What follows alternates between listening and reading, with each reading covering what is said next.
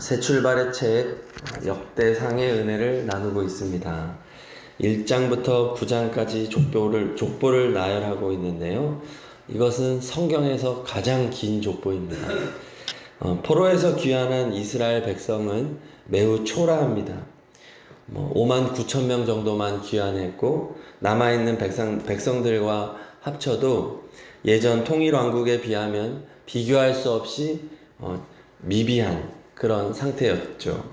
그러나 하나님께서는 어느 것보다 긴 족보를 나열함으로써 이스라엘 백성들을 하나하나 기억하고 계심을 알려주고 있는 겁니다. 내가 기억하고 있다. 이사야 49장 16절에 보면 이런 말씀이 있습니다. 내가 너의 이름을 내 손바닥에 새겼다. 하나님이 하시는 말씀이에요. 손바닥에 새기면 가장 가까이서 언제든지 볼 수 있다는 거죠. 물론 하나님이 손바닥이 있다는 말씀이 아닙니다.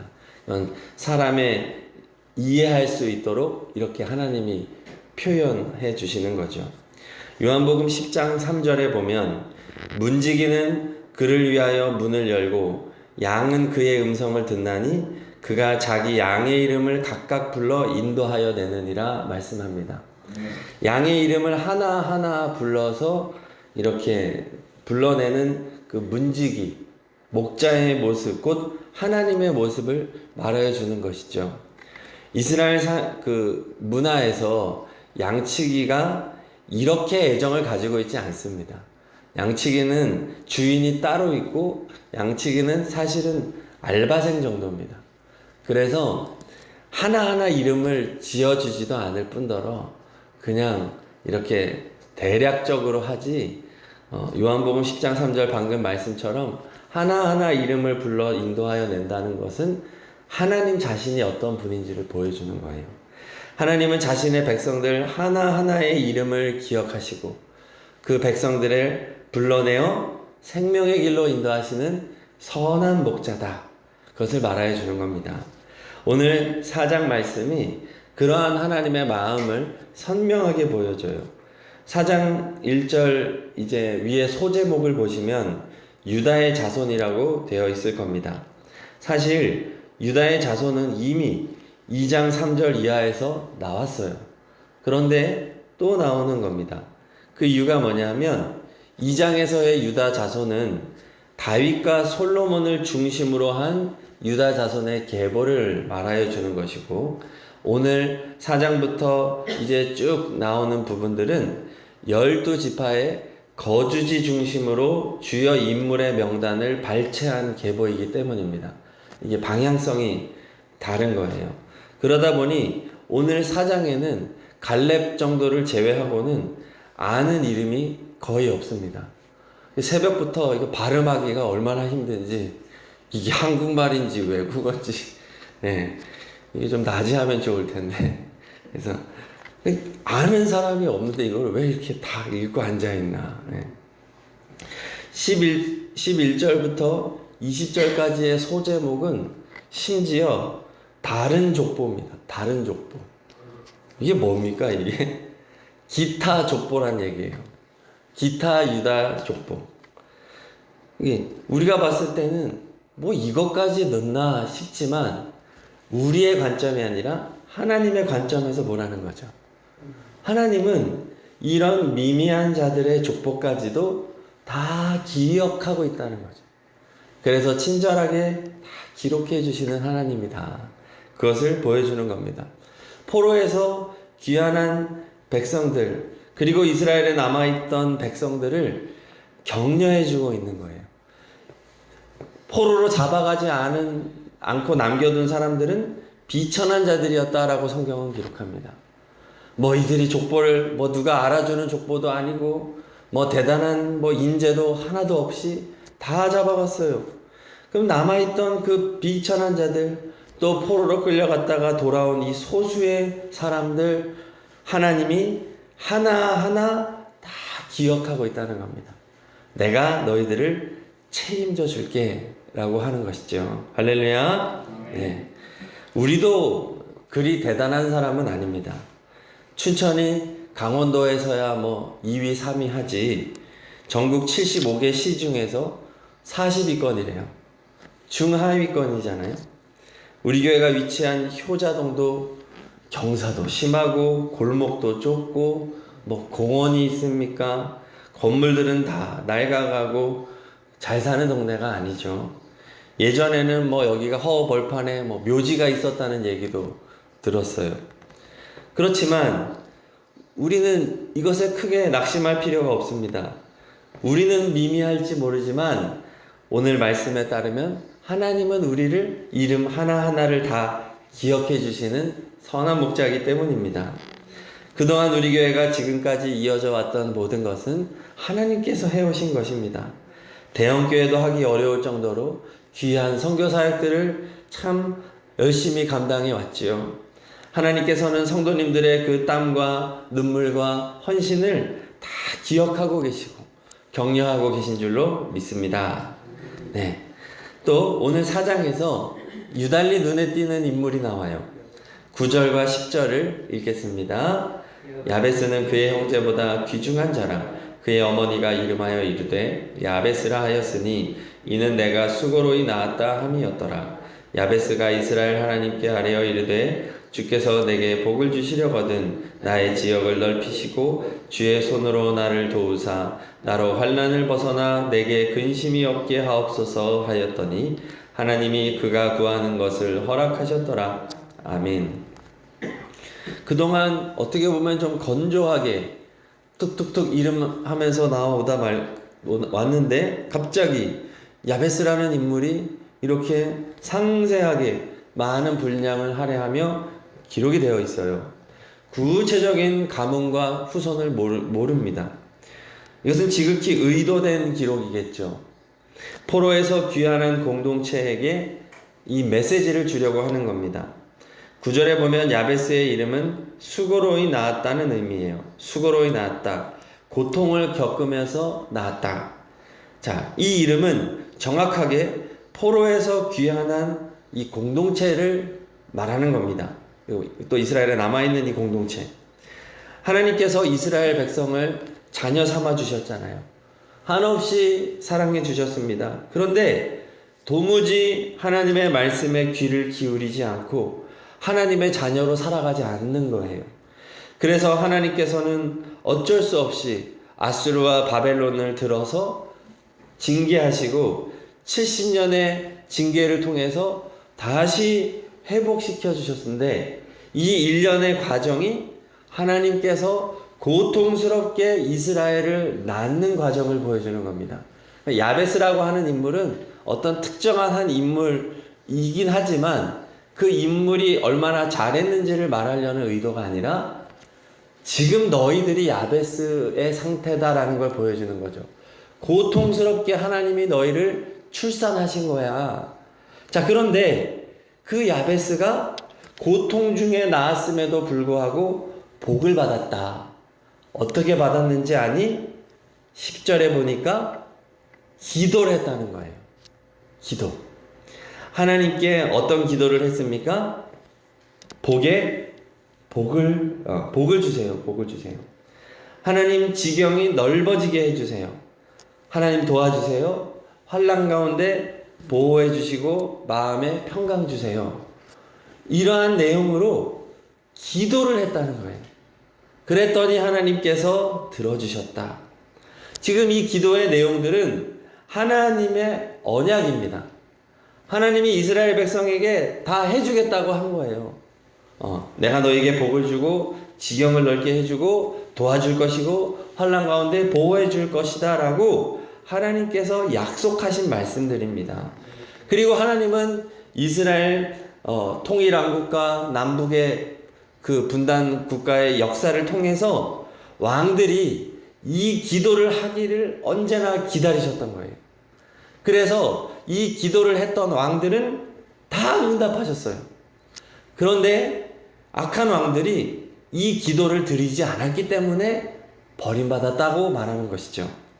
오죽하면 북이스라엘 왕들 중에서 하나님께 기도한 장면이 딱 한 번밖에 안 나와요. 11대 왕 여호아하스 왕이 한 번 하나님의 얼굴을 구하는 장면이 나오는데 매우 희귀한 본문이죠. 그때 하나님께서 얼마나 좋아하시는지 즉각적으로 응답하십니다. 여호아스는 바로 다시 악행을 저지르고 악한 왕으로 돌아가요. 그러나 그 한 번에 어떻게 보면 진정한 회개도 아닌 그 한 번의 기도를 하나님이 얼마나 기다리셨는지 복을 주시는 거예요. 그렇습니다. 오늘 말씀 이 야베스의 이야기는 이제 너희들이 해야 될 것이 무엇이냐? 나에게 간절히 기도하라는 거죠. 기도해라. 야베스의 기도에 해준 것처럼 반드시 응답해 줄 것이다. 복을 줄게.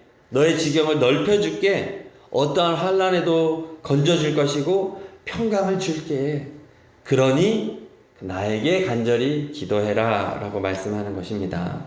그러므로 우리는 어떠한 상황에도 낙심하거나 포기하지 말고 간절히 기도로 살아가는 우리가 되어야 하겠습니다. 우리에게는 기도가 있습니다. 병상에 누워서도 기도할 수 있습니다. 하나님은 기도를 어떠한 상태에도 할 수 있는 것으로 해주셨어요. 어디에서나 모든 순간에 기도할 수 있게 해주셨어요. 이게 얼마나 큰 특권인지를 우리가 기억해야 하겠습니다. 하나님은 기도를 절대로 외면하지 않으신다 말씀하신 거예요. 자, 이어서 24절의 이하에 보면은 시므온 자손 이렇게 되어 있습니다.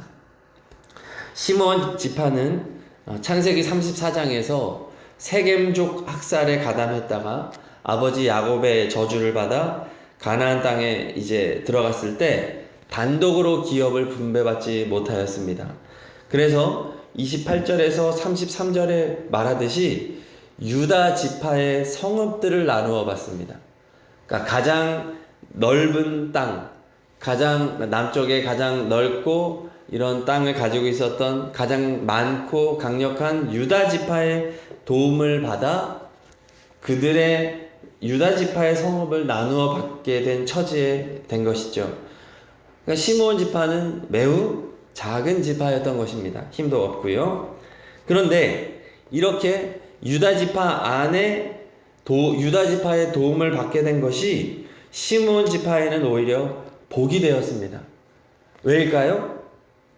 유다 덕분에 남유다에 속하게 되었기 때문입니다. 네. 남유다는 유다와 베냐민 두 개 지파 중심인데 이 시므온은 유다 지파 안에 들어가 있었기 때문에 그들의 도움을 받고 있었기 때문에 덩달아 남유다 소속이 된 것이죠. 북이스라엘에 비해서 훨씬 안정적인 삶을 살아갈 수 있게 된 겁니다. 뿐만 아닙니다. 남유다 후반기에 시므온 지파는 단독의 땅을 획득하기 시작해요. 그 기록이 40절, 41절입니다. 40절, 41절 읽겠습니다. 기름지고 아름다운 목장을 발견하였는데 그 땅이 넓고 안정되고 평안하니 이는 옛적부터 거기에 거주해온 사람은 함의 자손인 까닭이라. 이 명단에 기록된 사람들이 유다왕 히스기야 때에 가서 그들의 장막을 쳐서 무찌르고 거기에 있는 모호님 사람을 쳐서 진멸하고 대신하여 오늘까지 거기에 살고 있으니 이는 그들의 양떼를 먹일 목장이 거기 있음이며. 네. 자, 여기 41절에 보면 유다왕 히스기야 때에 이렇게 되죠. 이 부분이 중요해요. 히스기야는 신앙개혁, 종교개혁을 일으킨 선한 왕이었습니다. 그때 시므온 지파가 영적으로 힘을 얻은 것입니다. 그래서 도전정신을 가지고 하나님의 언약의 말씀을 기억하며 남쪽의 기름진 땅을 정복하여 자신들의 기업을 삼았다는 거예요. 신앙이 들어가면 어떠한 일이 생겨납니까? 하나님의 약속을 다시 상기하게 되잖아요. 하나님께서 가나안 땅을 이스라엘 지파들에게 약속하셨다고 하는 이 신앙개혁이 일어나니까 시므온 지파들이 그래 우리가 언제까지 유다 지파의 도움을 받겠냐, 우리도 우리들의 땅을 한번 찾아가 나서보자, 이런 아주 바람직한 마음을 가지고 기름진 땅을 찾아 정복해서 얻었다고 하는 것이에요. 뿐만 아닙니다. 42절 43절도 읽겠습니다.